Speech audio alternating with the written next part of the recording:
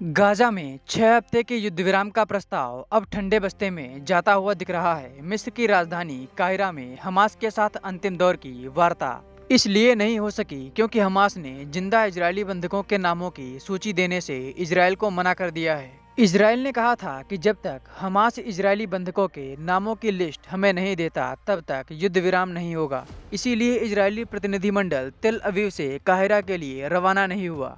इससे पहले इजराइल 130 बंधकों की रिहाई के बदले गाजा में रमजान के दौरान 6 हफ्ते के लिए युद्ध विराम पर तैयार हो गया था।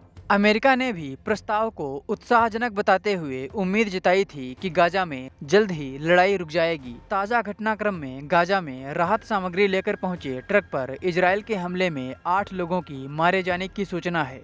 यह राहत सामग्री कुवैत की तरफ से भेजी गई थी। संयुक्त राष्ट्र ने इस हमले की निंदा की है और इसे चिंताजनक बताया है। इजरायल के ताज़ा हवाई हमले में रफाह क्षेत्र में एक ही परिवार के 14 लोगों के मारे जाने की सूचना है। इजरायल ने खान यूनिस और गाजा सिटी में बमबारी की है। कार्रवाई में खान यूनिस में हमास के 30 लड़ाके मारे गए हैं। रफाह में हाल ही में 118 लोगों की मौत के मामले में इजरायली सेना की समीक्षा रिपोर्ट आई है। इसमें कहा गया है कि गलतफहमी के चलते की गई फायरिंग में कुछ लोग मारे गए, पर ज्यादातर लोग उसके बाद मची भगदड़ में मारे गए थे। जबकि अस्पताल की रिपोर्ट में कहा गया है कि मृतकों और सैकड़ों घायल लोगों के शरीर पर गोलियों के निशान पाए गए हैं। ये लोग खाने के पैकेट के लिए लाइन में खड़े थे। आपको बता दें कि 7 अक्टूबर 2023 को इजरायली शहरों पर हमास के हमले के बाद इजरायल ने गाजा पर हवाई हमले शुरू कर दिए थे।